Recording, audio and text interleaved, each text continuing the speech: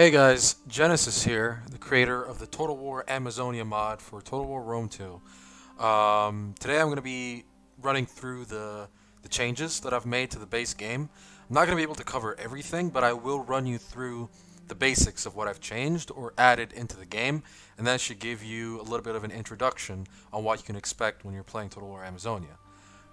Now, the first change, which is the most obvious one, is that if you go into the Grand Campaign, you get three new factions, a faction group, and three new corresponding factions. Now, the story I have set up here is there's an Amazonian faction, just called Amazonia, and then there's two branching factions coming off of it. Now, the defectors act as a civil war kind of thing. They defected from the royal family. They're not big fans of the Amazonian royal family, and they're trying to wage war. Nova Amazonia is more of a colony, or sort of a colony that gained its independence. Even though it's not that far away from where the main city is, it will make more sense when you actually play it. Now, the faction of Amazonia, gets to okay. Let me run you through um, the bonuses for all the factions. The Amazons get 3 + 3 experience rank for Amazonian female recruits. So any female recruit, which makes up 95, possibly more, percent of the Amazonian unit roster, will get a +3%, +3 experience rank. I mean, and +4 to culture conversion wherever you are, similar to how it works for the Greeks, because there's a new Amazonian culture/religion. The base Amazonia faction has flowering culture, which is +20% wealth from culture, and they're known as infantry masters, so they get +20% melee attack and defense for melee infantry. Nova Amazonia, they get +20% missile damage bonus, and they're really adamant about their independence, so +20% melee attack during battles in known or allied territory. If you go over to the defectors, though, they're the only ones in the game with 3 traits, but one of them is negative. And that one is they have a major diplomatic penalty with the other Amazonian factions. So if you're playing as the defectors, forget ever making peace with those two, especially at the start of the game. Maybe as the game shapes up after that, you will be able to negotiate something. But at the beginning of the game, you'll be forced to fight. I'd say this is the hardest one, since you're basically surrounded by enemies or people that hate you. But it is worth mentioning that they do get a +20% charge bonus for all units, and they gain access to certain shock cavalry and shock infantry, and those get +20% melee attack and defense. Before we jump into the game, I'm going to show you a little sneak peek of the unit rosters. Now, they're largely the same, but there are a few unique units here and there. So as you can see, the Amazonians get this big selection of units here. But what's unique to them, to the Amazonian faction, is that they get Amazonian legionaries. Quite self-explanatory. They also get a pike wall over the normal short pike units. Those are the unique units that Amazonia gets, and factor into that when you're playing the campaign. You get +20% melee attack and defense for all melee and spear and pike infantry. Really. If you go over to the defectors, as you can see, it's very similar, but they get a couple more units. So you have the Royal Foxes. The concept here is that since they live so close to Dacia and the Odrysian Kingdom, they managed to learn a couple of things from them. So you get the Royal Foxmen. You also get just heavy foxes. And then when you go to the shock cav, you get heavy lancers and cataphracts. Obviously, they have their own unique designs, which I'll be showing in a few minutes, or however long this video lasts. And if you go over to Nova Amazonia, they specialize in archery. So they get heavy archers, armored archers, and armored horse archers. Now, also factor in that in the campaign, they get a +20% missile damage, so these guys make the best archers in the game. All these units are female, except for and the units I'm about to read out are present for all factions, all Amazonian factions. I mean, you have the levied men, act as a light infantry support unit. You get the town guard, town militia, Amazonian villagers, and yeah, that. Well, yeah, you also get the crews for the field artillery.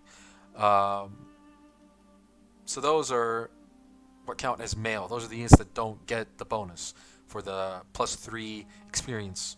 Now, for the campaigns, as you can see, now as of recording this video, uh, you only have access to the Grand Campaign and the Helena and Goal, which is um, a spin-off, or not a spin-off, like a remake of the Caesar and Gaul campaign. If you go into Helena and Gaul, you get the Amazons. They start out where Rome was, but since their unit rosters particularly completely different, um, you will notice that the gameplay will be completely different from Caesar and Gaul campaign. And one thing that I want to mention right now in this video is that something that is quite different from the original Caesar and Gaul is that you can only train Amazonian units in the territories over here, where I'm like drawing a circle with my mouse.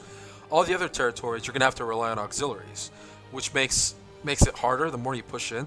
And the auxiliary units you get are like Celtic warriors, Celtic slingers, nothing really special. So you're gonna have to resupply your armies. You're gonna have to send units from the front line from the back to the front line. And if you you have to be careful about just auto resolving every battle, because you don't want to lose an Amazonian unit that you won't be able to retrain in that area. And as you can see, the start date has been changed. Now, the Amazons are just a legend, and there isn't really that much legend to go by for the Amazons other than they existed up in Sarmatia or whatever. So I invented my own little story, my own little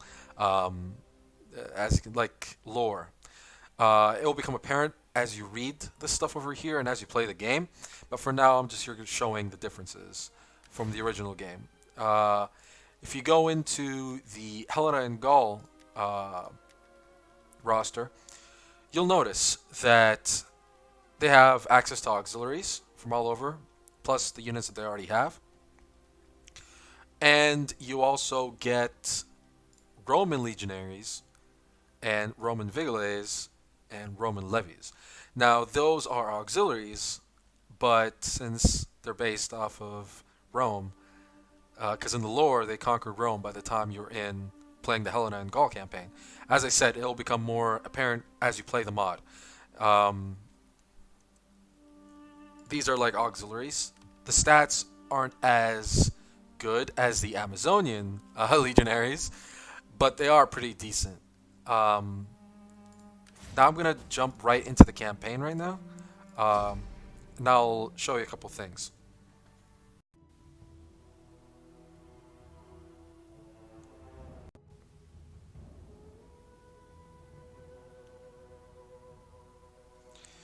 Now the first thing you'll notice is the city right here.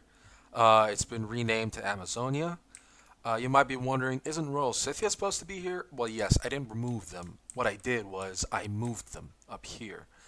So they're down here instead of up there, because I wanted the Amazons to have a major city. Now, another thing you'll quickly notice is the barbarian architecture. Now, here's what I'm going to do. I'm going to be releasing a submod sometime, which will change that to the Greek architecture. And another thing to note is that in the other campaigns, they have the Greek architecture, because by the time you get to the lore in the other campaigns, they would have already swept across Greece and learned their ways, basically. So, if you open up the family tree, this is all you get at the beginning.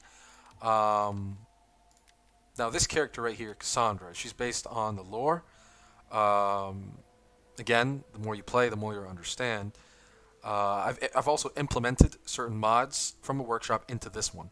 So as you can see, the icons, the trait icons, are a little different, and that's because I am using a trait mod. I'm sorry, I don't remember who made it, but they made all these awesome icons for the mod. The name is in the description. So all the traits have new icons to be able to distinguish what they are. As you can see here, a custom general model as well. made by me in the variant editor. Um, Now, the one thing you'll notice straight away is the characters, female characters, get a full career tree or cursus honorum, as it's called. But if you go into the males, uh, here's where it's kind of reversed from normal Greeks, where females have influential woman, opportunistic woman, power hungry woman, and then matriarch. This is inverse. The only difference is that men here can still lead armies, but they won't be as effective. Because aside from the career over here, all women get the fierce warrior trait, which is plus 6% morale for all units. Um, it has its own custom religion, Amazonian, but they still use the Greek god. They still worship the Greek gods. They have the Greek buildings, the Greek god like religious buildings. Um, right over here, these are units you get from the beginning. Feel free to try them out yourself when you play. Um, Next thing I want to discuss is the resource system. Now, originally, each resource was tied to a settlement, and you had to conquer that settlement to gain access to that resource and produce it. But in here, it's a little different. If we were to mouse over, let's say, the port over here, you will see that by building a fisherman's hut, we gain access to 10 fish. That's a resource. And it will go up from there.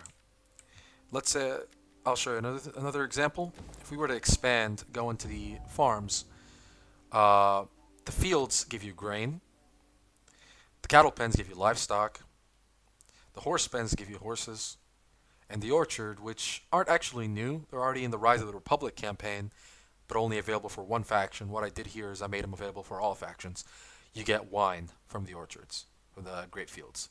Um, Now, is also worth mentioning that there is still an incentive to own a settlement which specializes in that resource, because if we are to open up the grain here, you'll see that the number, like the max level farm, only generates 15 grain, while conquering a settlement which specializes in grain will give you like 120, something like that, which will increase the money you gain from trade.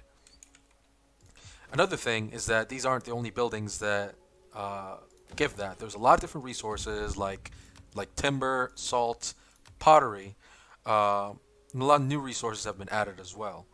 Now, a new building in the game is the courier post. Now, this is available in the Empire Divided campaign, but I refurbished them and added them in here. Um, so you get the town guard chain and the tax office. Now, these ones just increase the taxes and you'll have better trained dignitaries. But then the town guard, they provide a small garrison, and it gets better as you unlock unlock the buildings. They also give you happiness, or public order, and security. Now the tech tree for the Amazons isn't much different from your standard barbarian one, but there are new things. First of all, you'll notice if you've played this game extensively, some of these techs aren't what you're used to seeing. Um, these techs already exist in the game and in other campaigns, but I kind of changed the name and changed what they do and put them in different areas to make it feel or look new. So when you're playing, it will play out differently. Um, Now, one thing that's worth mentioning is this tech right here, Hellenic military traditions. Because once you research it, as you can see, you unlock a lot of different Hellenic type buildings. And these buildings allow you to train hoplite sisters, Amazonian royal hoplites, and the more Hellenic, and pikes too, the more Hellenic kind of units. Now, I have received feedback on why you need to why you need to reach the last tech, but you can still make a lot of units using these buildings the same way the barbarians make their units. So don't worry about that. Um, as you can see over here, you can make the archers in there. Um, Another thing, there have been a lot of tweaks to different faction traits and different faction behaviors for the AI, but I'm going to let you figure that out yourself. Um, that's all I can really show right now in the campaign. I hope you enjoy the game. Uh, Another thing worth mentioning is a lot of different campaigns are showing up. I'm going to run through um, a really quick reading of the general roster. So if you go into the grand campaign, let's see, Amazonia. Um, the roster goes. It's kind of it's not really limited to one culture. It's more of it takes the best of everything. It's supposed to represent kind of a superpower, kind of like the way the Huns are in Total War Attila.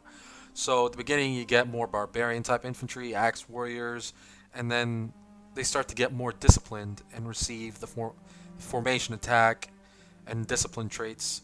Able to form shield walls. These guys, or these girls, I guess I should say, can form testudo. You get the royal swords, royal peltasts. They start to become more Hellenic slash Roman slash whatever through the game as the game plays out. Now, I hope you enjoy. If you have any questions, you can leave them on the workshop page. And as you can see, I have a lot of campaigns planned, a lot of things planned. And currently, there are the next two that are coming up would be the Hannibal at the Gates, which should be up in the next couple of days, and then Rise of the Republic, which we renamed to Fall of the Republic because it will represent the Amazonian invasion of Rome. You might be thinking, are we going to have Rome own that entire Rise of the Republic map? No. The map is going to be split up into houses, same way it was done in Rome 1. So you'll have the House of whatever, House of Julia, House of, not really into the Roman names, but if you go into the campaign and you go and play as Rome and then go into the families or the political parties, you'll see House of and a lot of different names. Those are what they're going to be split into. And each faction will have one or two unique units, similar to the way it was in Rome 1. I understand it's not exactly historically accurate, but come on, this is a mod about the Amazons. Um, so that's all I got to say right now. Another quick thing I'll mention, you probably already noticed, this is a new UI.